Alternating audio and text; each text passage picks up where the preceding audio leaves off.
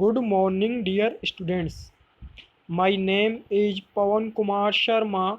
I am the faculty of Electrical Engineering Department in Sri Digambar Institute of Technology, Dosa. Today we will discuss about the magnetization curve and magnetic hysteresis loop. Let us start with my topic related to electrical material, magnetization curve and magnetic hysteresis loop and hysteresis losses. Let us start with magnetization curve. Magnetization curve. The relationship between changing magnetic field it and its influence on the magnetic flux density V can be represented by a curve. This is called magnetization curve and it is shown by OECD path in figure.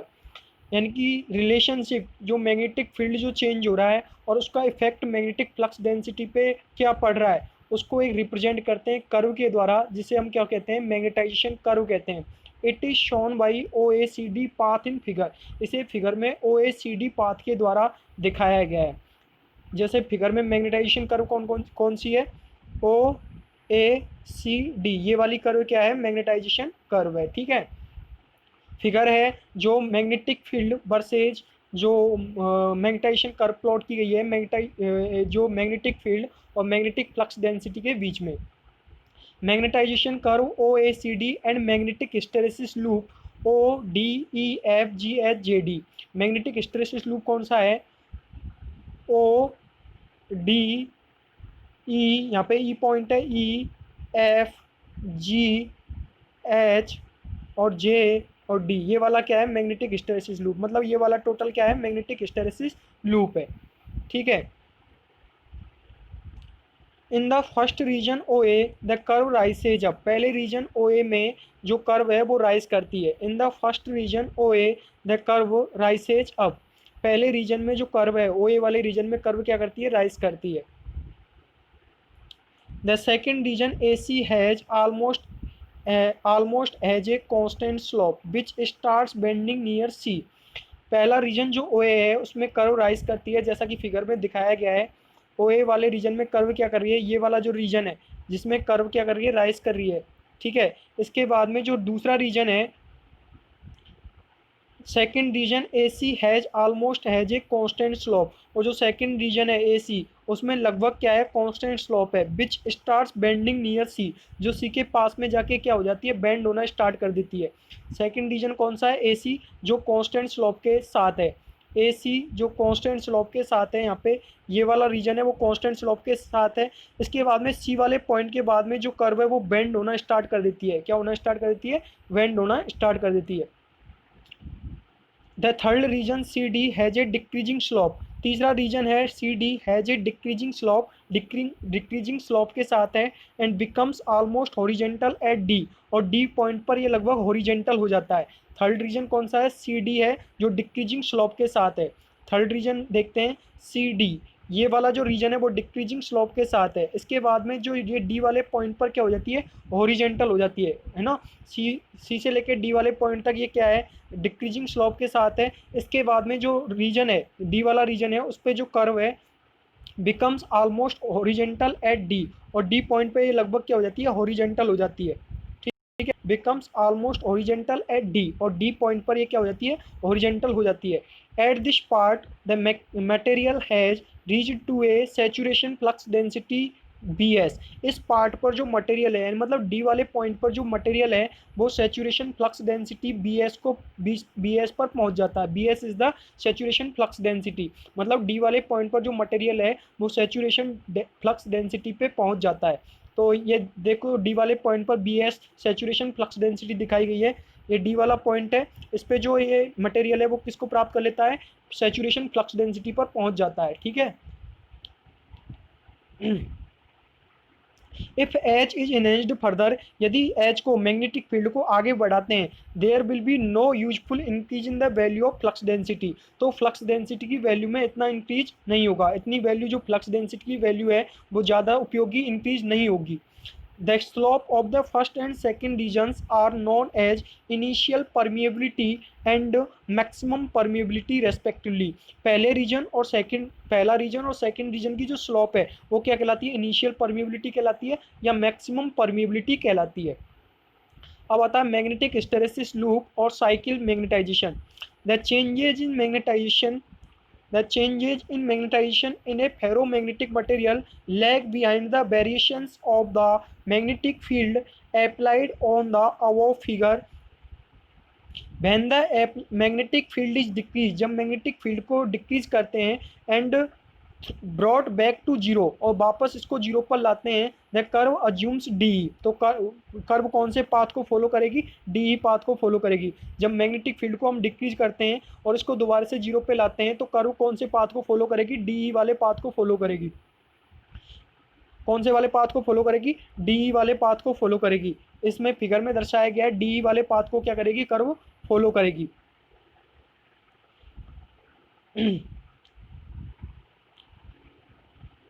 When the magnetic field is decreased and brought back to zero, the curve assumes DE path. If even at h बराबर zero यानी magnetic field zero पर, the magnitude of magnetic flux density is equal to O E equal to B R. जो magnitude है magnetic flux density का वो किसके बराबर आता है, ओ ई, जो फिगर में दर्शाया गया है ओ ई के द्वारा, equal to B R. Where B R is a residual magnetic flux density, जहाँ पर बी आर क्या है, रेसिडुअल मैग्नेटिक फ्लक्स डेंसिटी है।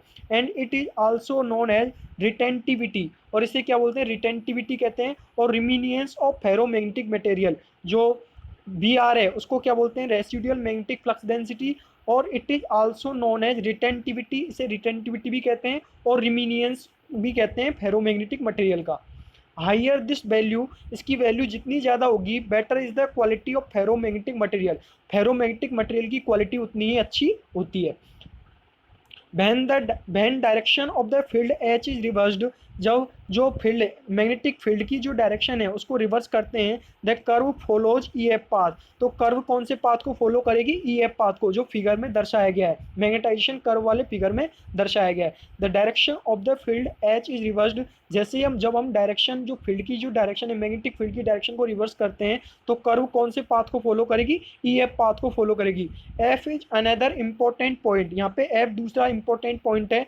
Here O F indicates the demagnetisation force और कोरेसिव फोर्स। यहाँ पे जो ओ एफ है, ओ एफ वाला जो कर्व है वो किसको इंडिकेट कर रहा है, डीमैग्नेटाइजेशन फोर्स को और कोरेसिव फोर्स को रिप्रेजेंट कर रहा है। It means that a ferromagnetic material requires magnetic field H equal to minus k Sc to bring down its flux density to zero।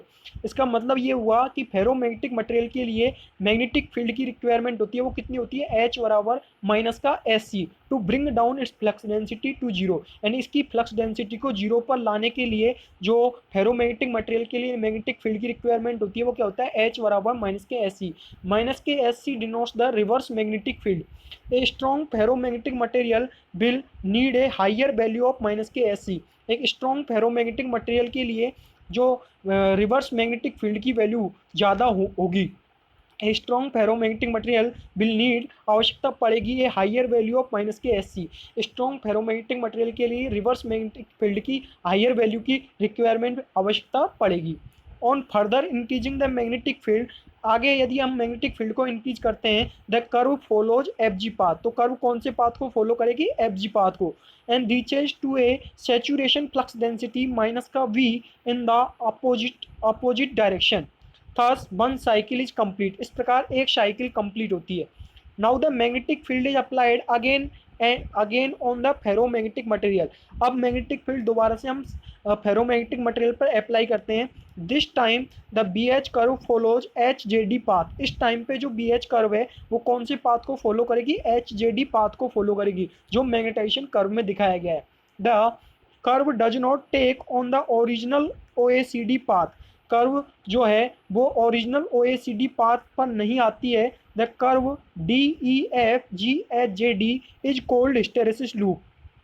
जो मैग्नेटाइजेशन कर्व वाले जो कर्व है उसमें D E F G H J D ये क्या कहलाता है, hysteresis loop कहलाता है।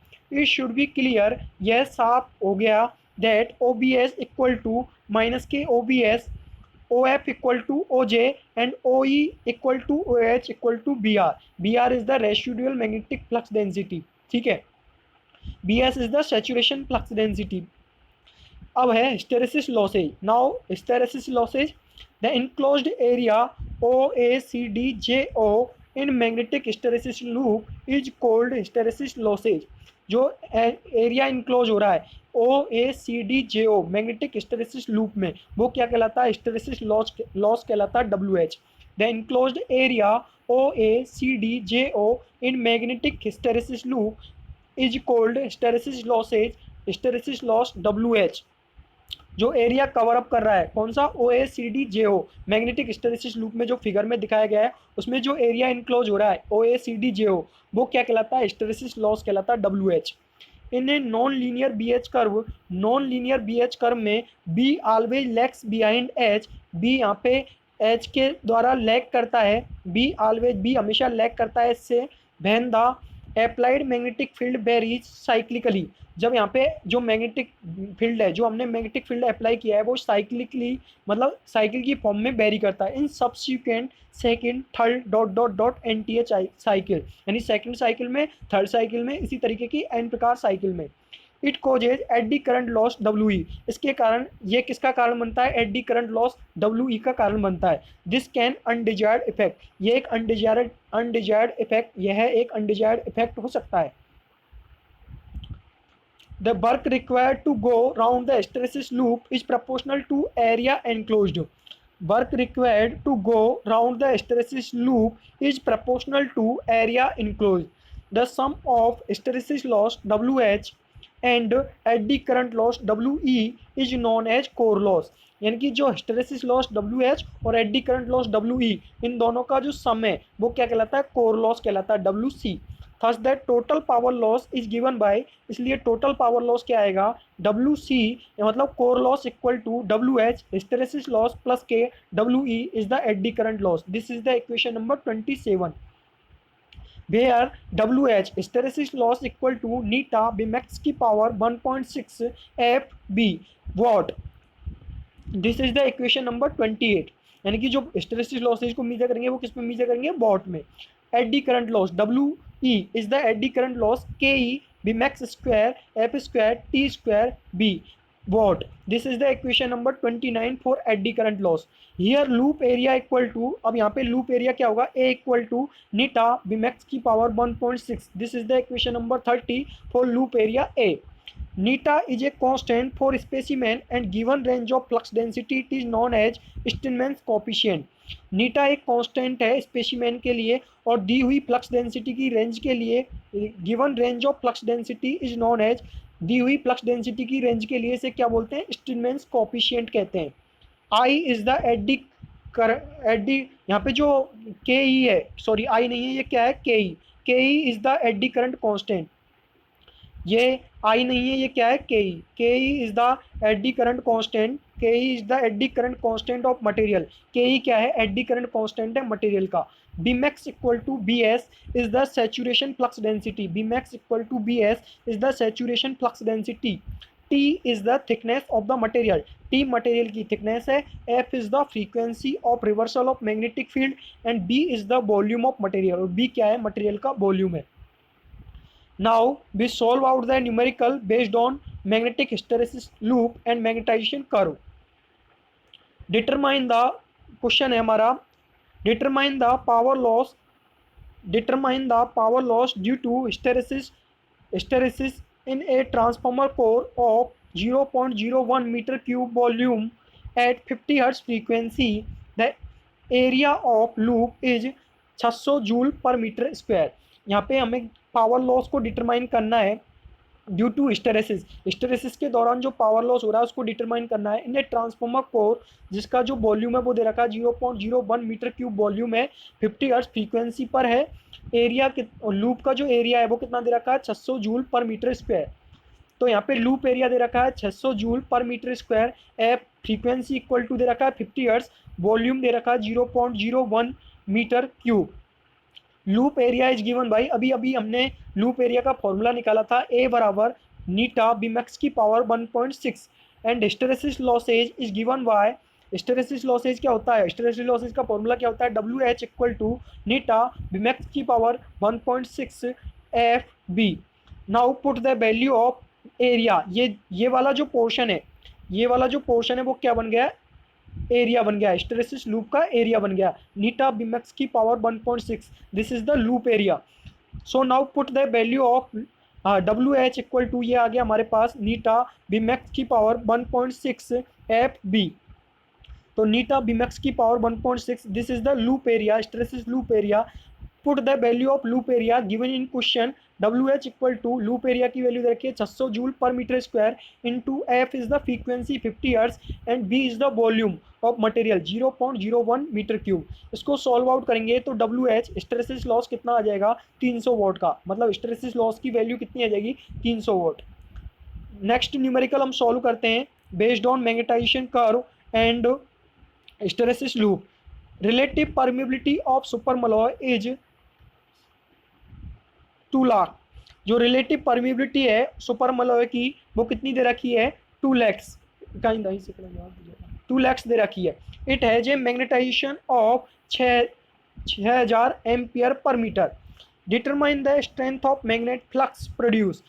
यहाँ पे हमको क्या करना है, मैग्नेटिक जो मैग्नेट फ्लक्स प्रोड्यूस हो रहा है उसकी स्ट्रेंथ डिटरमाइन करनी है। Take mu zero equal to 4 pi into 10⁻⁻7 henry per metre. हमको म्यू जीरो की वैल्यू क्या लेनी है, 4 pi into 10⁻⁻7 henry per metre.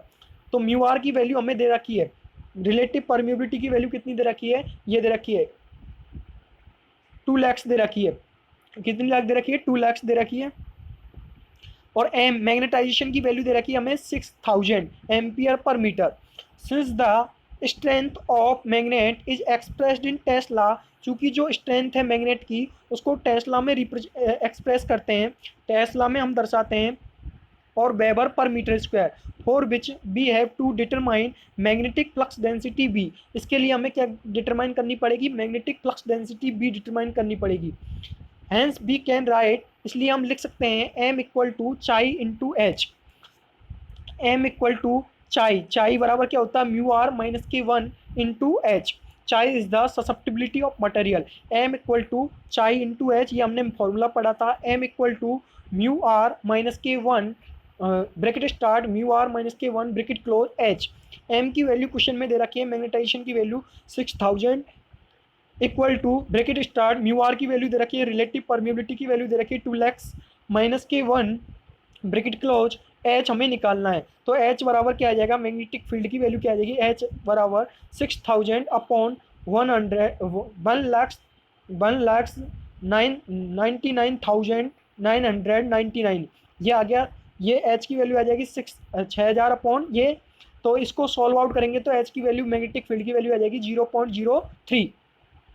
Now by using this equation, अब इस इक्वेशन के द्वारा बी बराबर क्या होता है, mu zero mu R H. B बराबर क्या होता है, म्यू इंटू एच। तो यहाँ पे म्यू बराबर क्या होता है, mu zero mu R, mu zero mu R, mu बराबर क्या होता है, म्यू जीरो म्यू आर। तो बी बराबर क्या हो गया, mu zero mu R H. B बराबर म्यू जीरो की वैल्यू हमें क्वेश्चन में दे रखी है, क्या लेनी है, 4 पाई इंटू 10⁻⁻7। म्यू आर की वैल्यू दे ही रखी है क्वेश्चन में, relative permeability 2 lakhs into H की वैल्यू हमने निकाली ली है मैग्नेटिक फील्ड की 0.03। इसको हम सॉल्व आउट करेंगे तो हमारा वैल्यू आएगा सॉल्व आउट करने पर 7.536 into 10⁻⁻3 weber per metre square, और टेस्ला में इसकी वैल्यू आएगी 0.007 tesla, 0.007 tesla. Thank you dear students, thank you dear students, thank you.